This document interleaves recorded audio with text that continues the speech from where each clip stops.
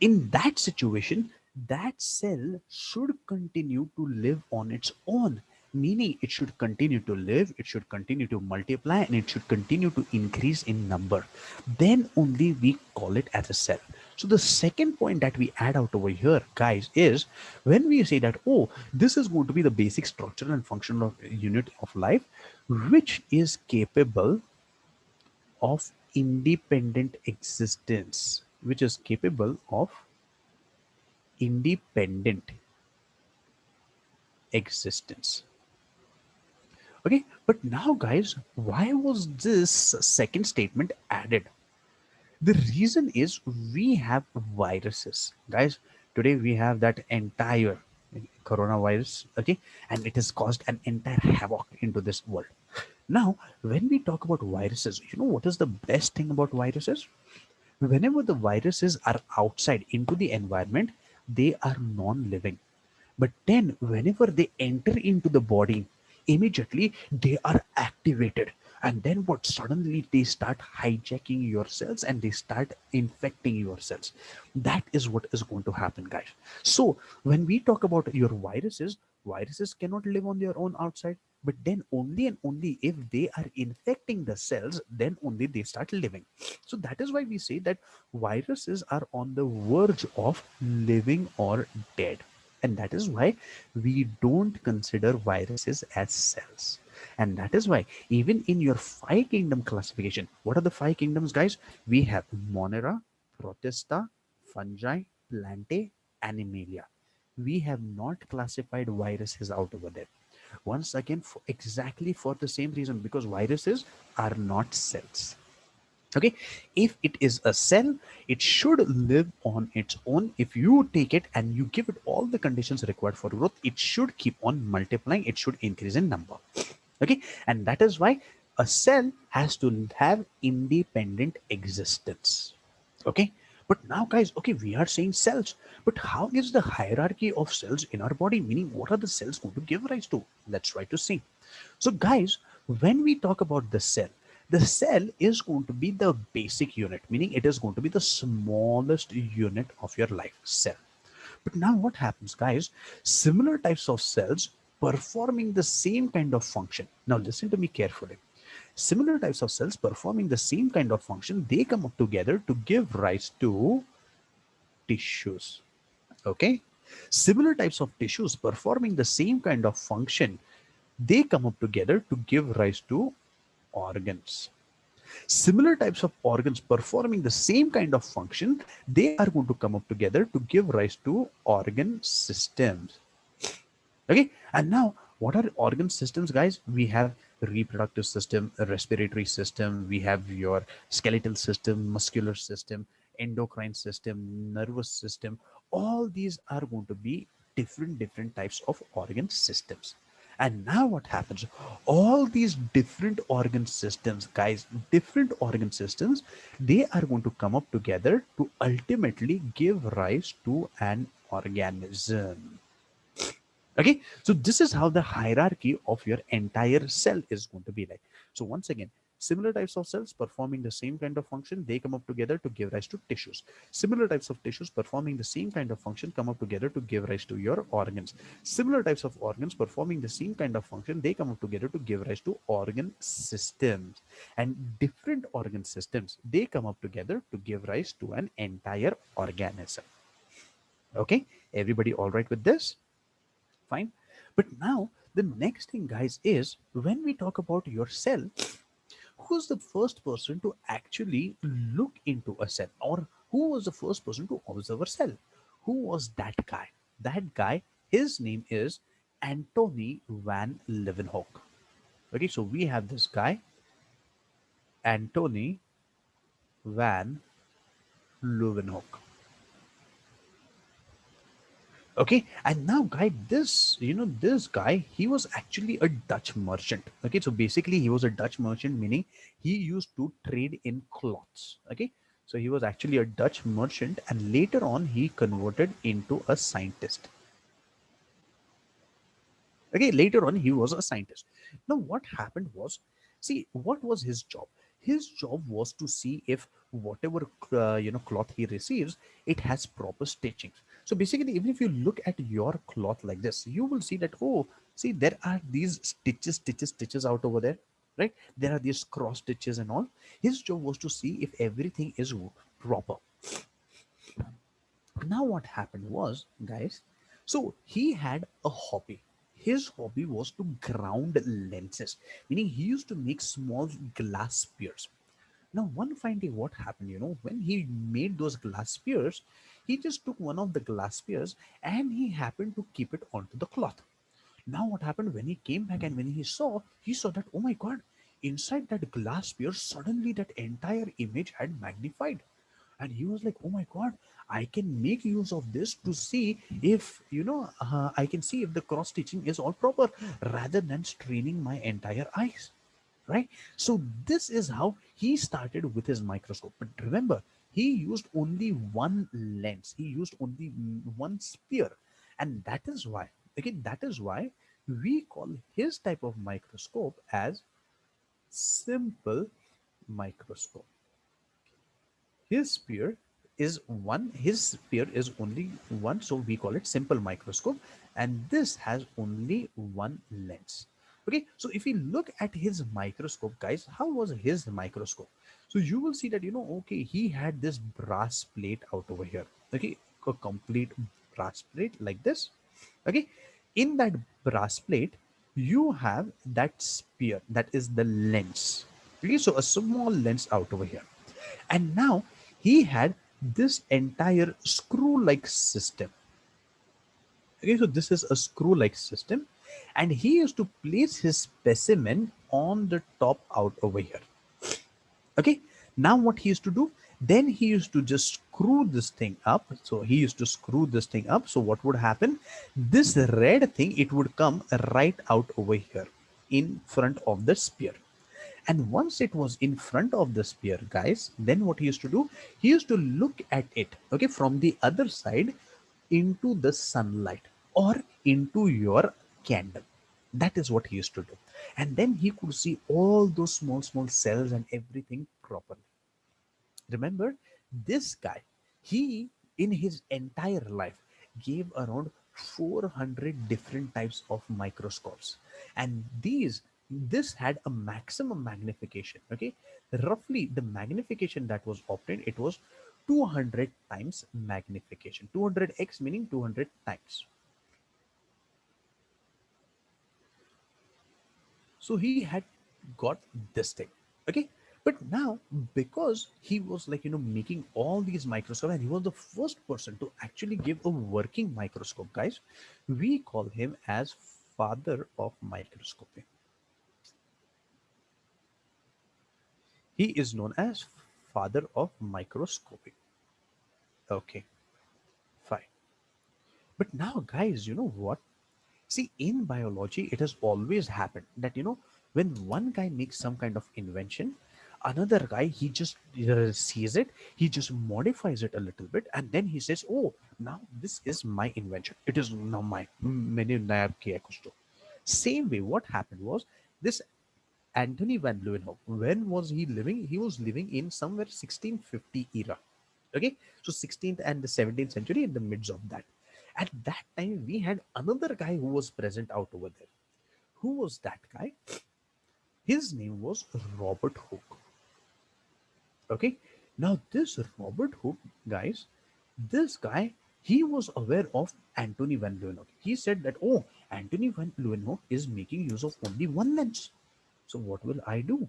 I will make use of two lenses. So he said, I will take one lens on the top, I will take another lens on the bottom, and I will cover it with a tube. And that's it. That is nothing but your compound microscope. Today, whatever you see in your schools, colleges, and all, that is nothing but your Robert Hooke's compound microscope. It is built on that same principle. So, this guy, we said, the Robert Hooke, what does he give us? He gave us the compound microscope. He has given the compound microscope. Okay, also remember this compound microscope, we also call it as light microscope. But now, how many lenses did he use? He made use of two lenses. So let me just give you an idea how were the lenses and what did he do. So see, he has a tube like this, guys, one on the top, one on the bottom. Okay, these are the lenses, and he enclosed it inside this entire tube like thing. Okay, and now let's try to relate it with your microscope. See guys, you are going to have this handle out over here, and you are going to have the stand, and see, that's it. That is nothing but your modern microscope, and you have the settings and all out over here. That's it. It is exactly the same thing, built on the same principle. But now, guys, what is this lens? See, the upper lens that is there, you are going to see with your eyes out over there. You're going to put your eye out over there. So, because you are going to see out over there, we call this thing as your eyepiece. This is known as eyepiece. Okay, and now the one which is going to be away, this is going to be facing the object. So we call this thing as your objective. Okay, and now you are going to have your specimen. The specimen, let's say you have a slide out over here, the glass slide.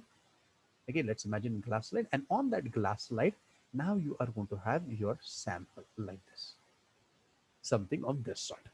Okay, now what happens is the light rays. Okay, now at that time when he was working, Robert Hooke's microscope made use of light coming from the candle. Okay, because at that time there was no electricity. Okay, but today's light, or he made use of the sun. Okay, either the sun or the candle. But now today we have artificial lights and all. And how does it work, guys? The light is going to fall onto the specimen like this. The specimen is going to then reflect the light, and this light is now going to travel through this tube. And because we have these two lenses out over here, whatever image that is produced, guys, that is going to be a combination, meaning it is going to be multiplication of these two lenses out over there, and that is the final magnified image you are going to get. This is how this microscope works. Okay, all right with this thing, guys. One minute, huh?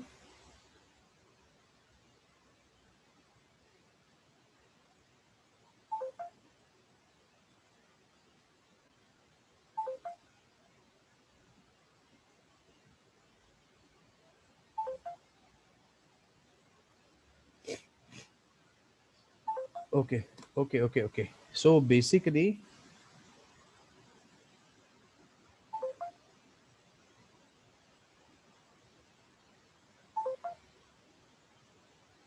okay, so okay, just a moment.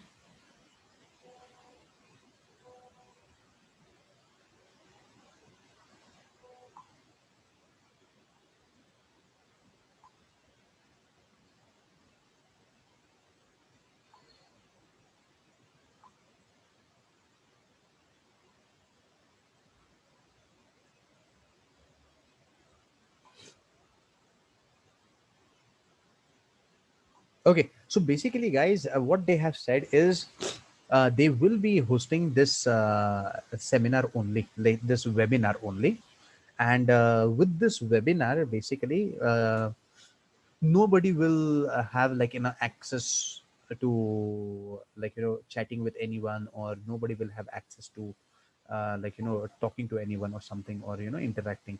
Only if you can, if you have any doubts, then you can either ask for permission. Okay, that is what the idea is. So I will once again have a word with her after the lecture is over. Okay, there was one person who had raised hand. Ankita, I believe. Ankita, yes. Do you have any issues? You wish to ask anything?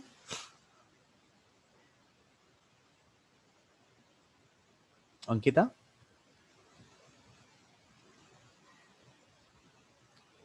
Oh, 1 minute, 1 minute. Huh? Allowed to talk. Okay, now can you talk?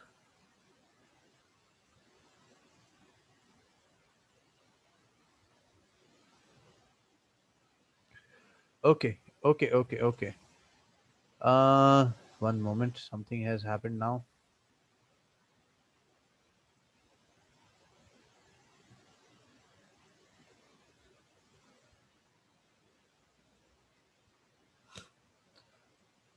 Okay, sir. Can you just explain again the structure of simple microscope? Okay, sure, not an issue. Okay, so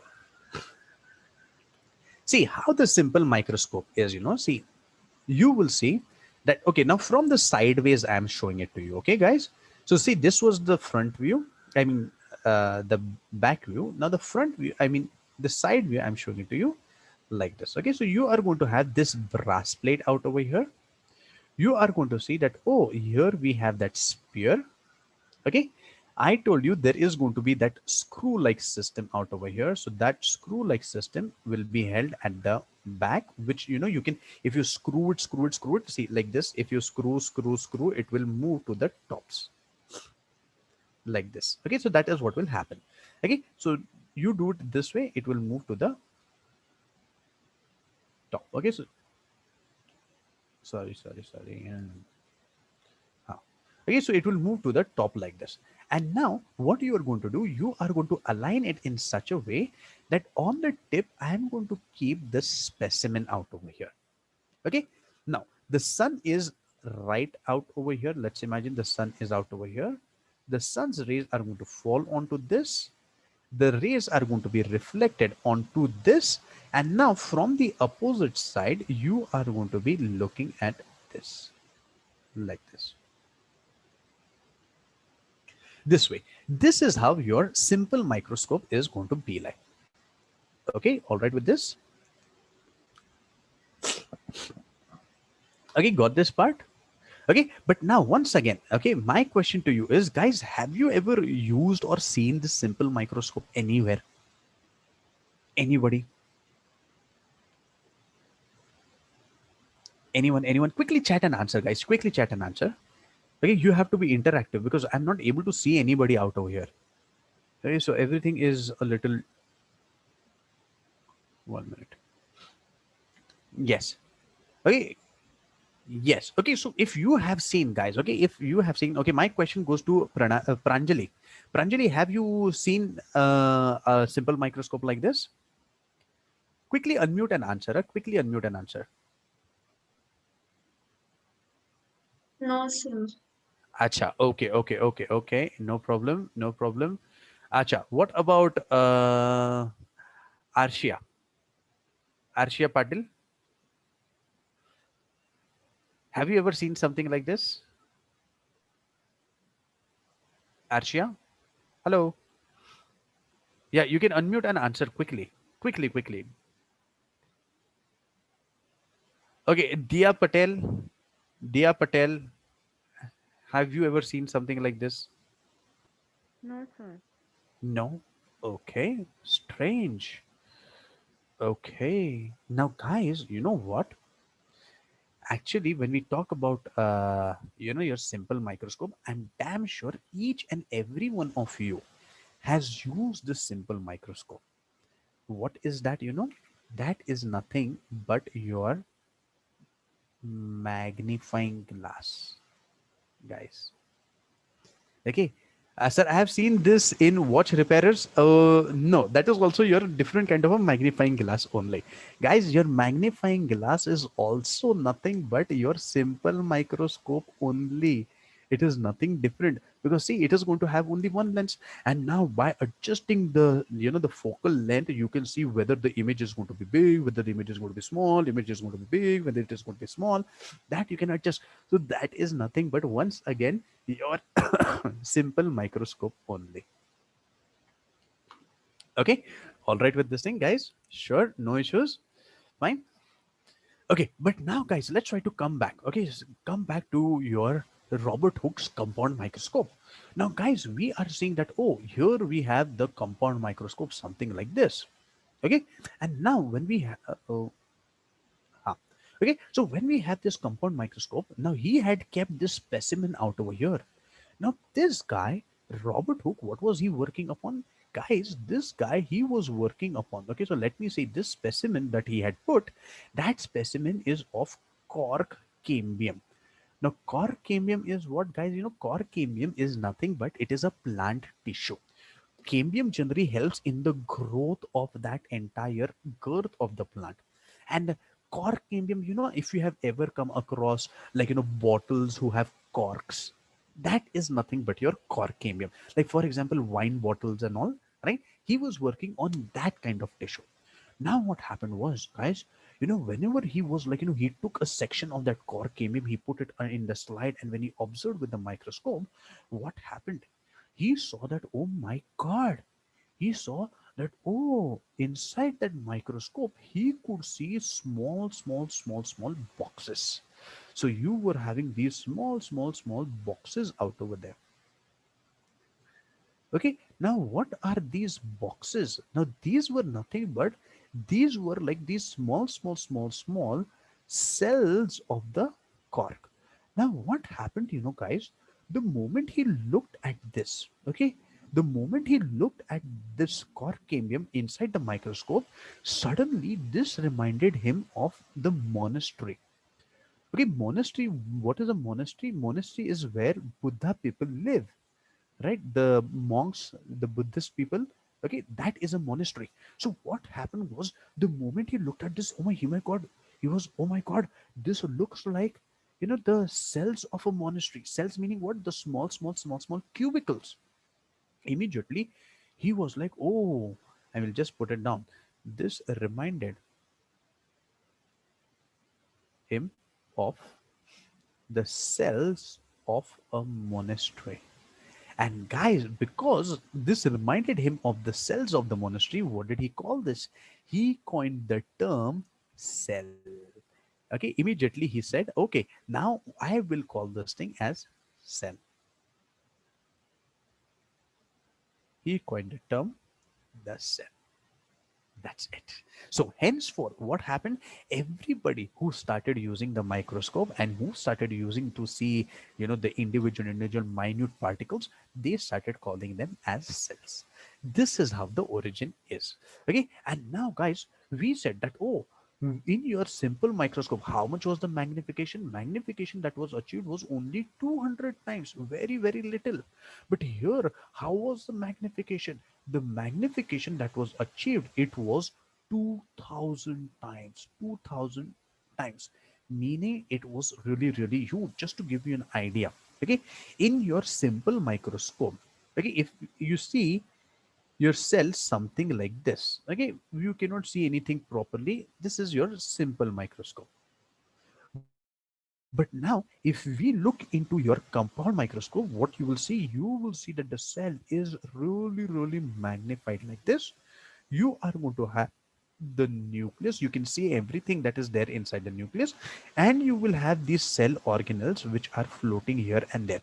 The cell organelles will not be seen clearly because magnification is not that high. Okay, but then you will see this much of difference. Compound microscope, that way. This is what happened. Everybody okay with this? Fine, understood this part. Okay, and now what happens is, guys, we did not stop out over there. Why? Because 2000 times magnification is nothing. You can't even see one damn thing inside of it. Okay, only apart from the nucleus and the nucleolus, you cannot see anything at all. But in your lower standards also, guys, you must have had the chapter the cell. And then in the cell, you must have seen, sir, would it be possible to use more than one lens? Yes, absolutely. You can use multiple number of lens. But then what happens, balancing that image becomes really difficult. So that is where things go a little wrong. And that is why you cannot have, like, 10 lenses, 20 lenses inside that, the chamber, that way. Okay. Okay. So once again, guys, coming back to your earlier standards, okay, you must have seen that, oh, we had the mitochondria, and the mitochondria, they must have shown you something like this, right? Like sausage shape, and then this hot dog mustard sauce on top of it, right? How did we get this image? Because in your compound microscope this is not possible. So what happened was, guys, after your compound microscope, now we went on for the next level thing. And the next level thing, that is your electron microscope. So the third thing that we went on, this is electron microscope. And who was the first person to give this electron microscope and convert it into this idea? Basically, his name was Ernst Ruska. Okay, his name was Ernst Ruska. He gave that electron microscope. But guys, you know what happens with electron microscope? This electron microscope, this is now going to increase the magnification to what, to easily 2 lakh times.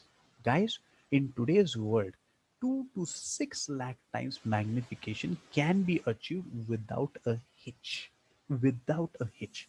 And what happens out over there today? We have even microscopes, tabletop microscopes, which are going to give you around 8 lakh times magnification.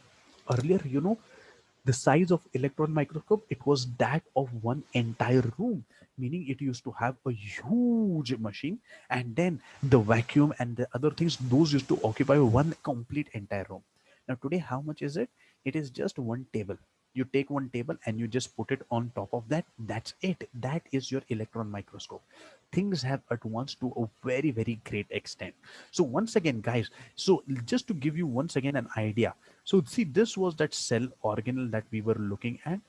When we actually look into an electron microscope, you can see what is present inside of this as well. So you will be able to see like this. Everything, you will be able to see the DNA which is present inside. You are going to see the ribosomes present inside. You are going to see all the things that are present inside your mitochondria. Everything can be seen absolutely clearly. Why? Because of your electron microscope. But in electron microscope, what is different here? You are going to make use of electron beam. So uses electron beams, and those beams, they fall onto your the specimen, and then they start reflecting those electrons, and then those electrons are catch, or they're caught by the detectors, and then they give you the image. Not there for you, and that is why I'm not going to go into it for the time being. Okay, but then this is how, with regards to microscopy, we started off with. Okay, so everybody okay with this? Like, how we had different types of microscopes coming out and what happened? Yes, sure. For those who were there with me in 10th standard, okay, until your mitosis, this is going to be a quick revision for you. Okay, but for those who are new, we have to do it once again. Okay, sure. Everybody all right with this? Guys, quickly chat and answer. Quickly chat and answer if everybody is okay.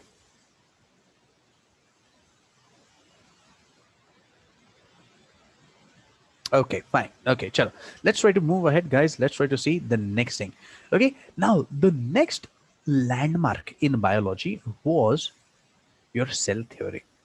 Okay, so let's try to see what is cell theory, what happens out over there, so on and so forth.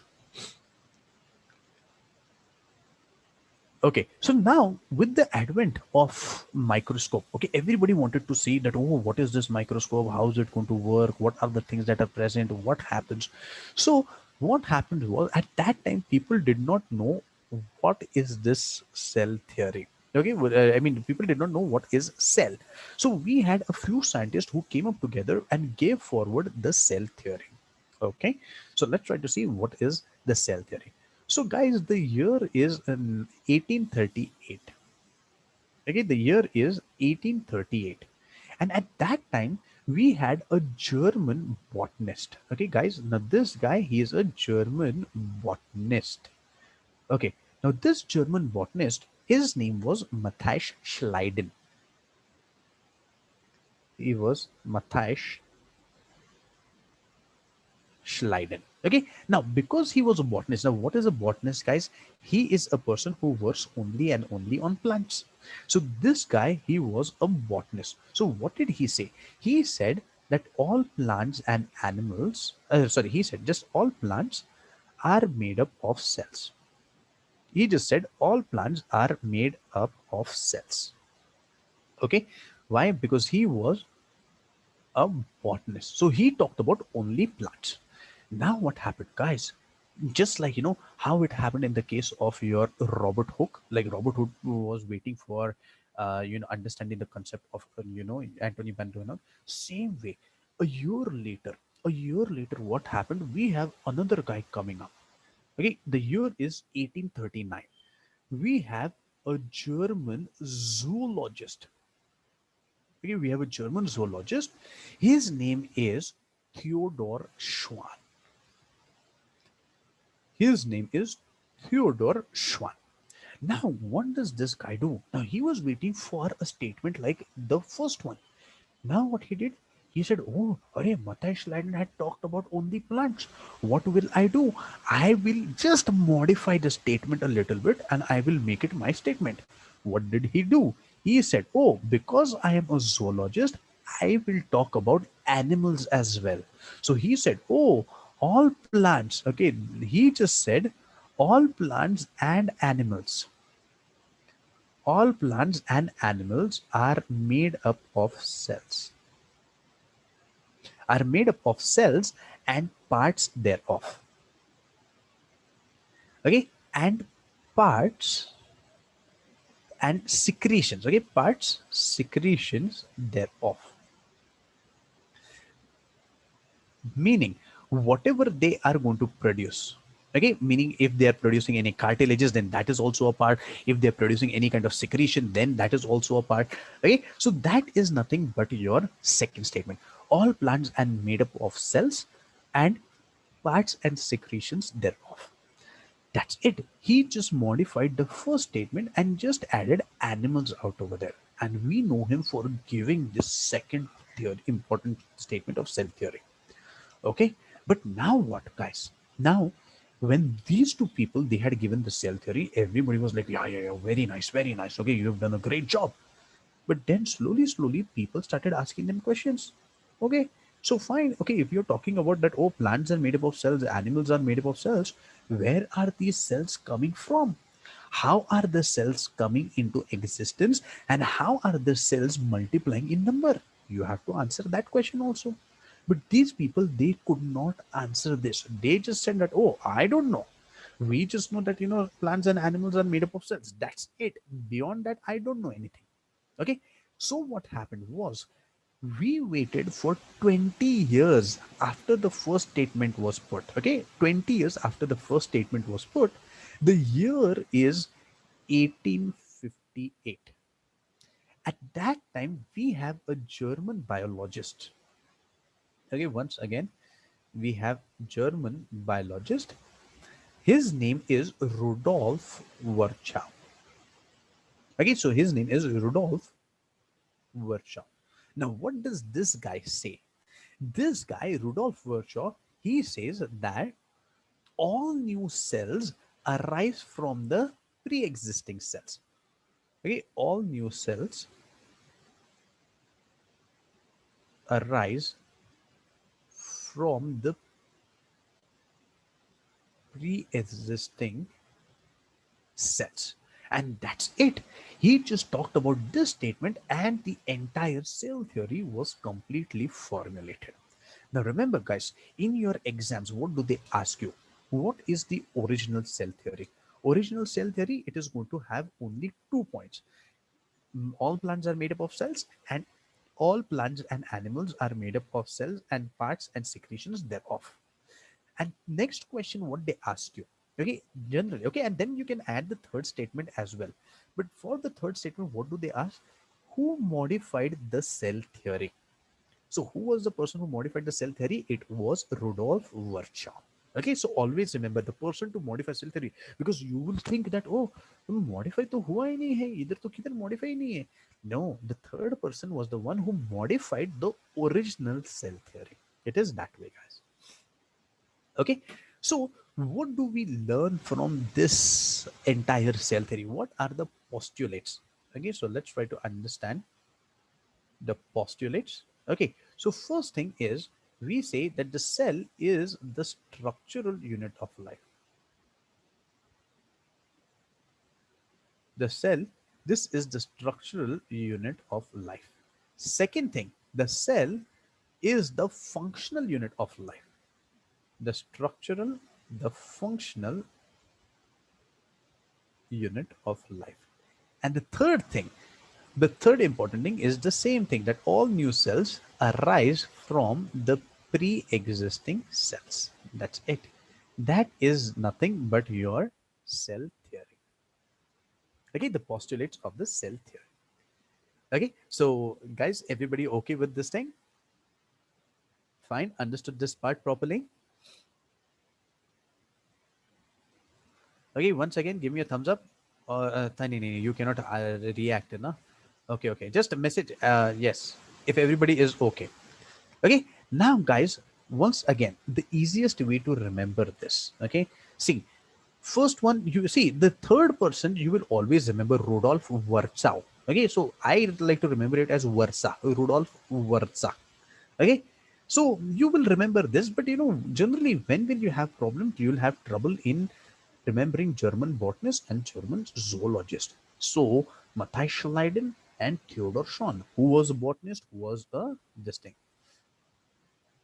Sir, what is the parts and secretions thereof? Parts meaning you are going to have, like, maybe it is producing your cartilages, maybe it is producing your oil, maybe it is producing your sweat, maybe it is producing your, your tears. Okay, so these are all secretions. So these are also going to be coming from these cells. That is what he wanted to mean by it. Right, because this guy German, the zoologist, basically he was working on cartilages and cells, so that is why he wanted to add that part in. Okay, so guys, how are you going to remember who is botanist and who is zoologist? See, Rudolf Virchow, he's the third guy. You will not forget him because his name is also completely different. But now remember, in Sanskrit, okay, in Sanskrit, Shwan, Shwana, Shwana means Kuttara. Swans means Kutra. And if you are Kutra, who are you? You are a zoologist. So Theodor Kutra, Kutra zoologist. So that is the German zoologist. Okay. So always remember it in this way, guys. You will never forget. In your NEET exams, they do ask you, okay, who was the German botanist? Who was the German zoologist? So you need to remember this part properly. Okay, everybody all right with this? Okay, just have a look. If you are okay, then we'll move ahead.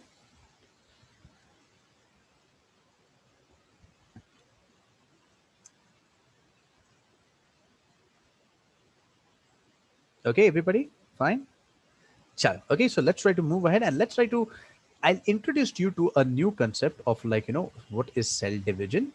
Okay, then how it is going to happen, what will happen, a few things regarding that. We will talk about that in the next class. Okay, so once again, we have cell division. Now, guys, what do I mean by cell division?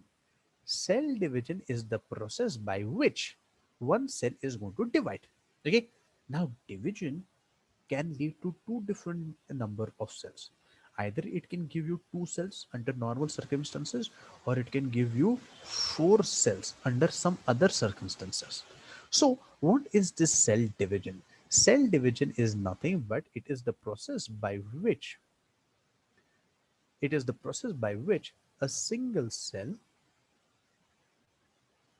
divides. It is the process by which a single cell divides into either two or either four. Now, if it is dividing into two cells, guys, what is this process called? This process, we call this thing as mitosis. And if it is dividing into four cells, guys, then this we call this thing as meiosis. So this cell is going to divide into two, or it is going to divide into four by mitosis or meiosis.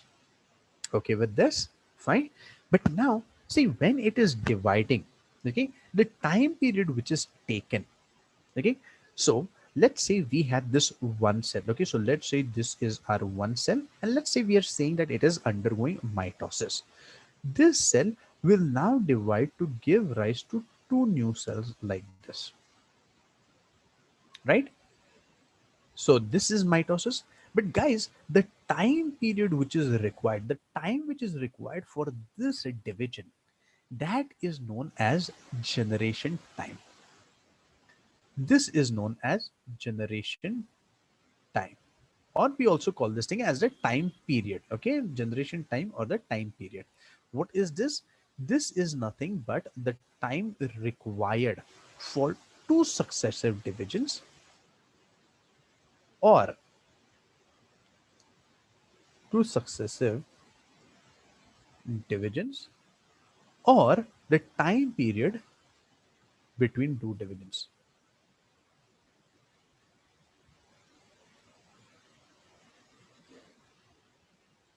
or the time period between two divisions. That is nothing but our generation time. So generally the generation time keeps on changing for different types of cells. For example, some cells like in our body, especially like the skin cells, they are going to take 24 hours to divide into two. Some cells, okay, for example, like your nerve cells, they will never divide in their life. For example, we have cells of the gut, meaning your intestine, stomach, they will take 5 days to divide. So likewise, we have different types of cells, and they take different amounts of time to divide. That period, the time that is required for their division, we call it as your generation time. Okay, everybody all right with this? Fine, understood, guys? Okay, so next time when we come back, guys, what are we going to do? We are going to be talking about your cell cycle. What is cell cycle? How is it going to be? What really happens out over there? So that way. So once again, guys, next class, very important. Don't miss the next class under any circumstances, because we are going to start off with something very important, which is going to be the basis for your mitosis and meiosis. Okay, sure. Guys, anybody has any doubts, any questions, anybody wishes to ask anything?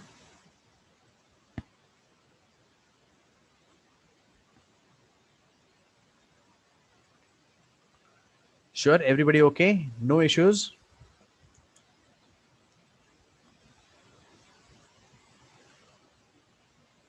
Okay, sure. So guys, we'll stop over here for the day, and I will see you in the next class. Till then, take care. Bye-bye. Bye, everybody. Bye-bye. Bye. Yeah. Bye-bye. Bye.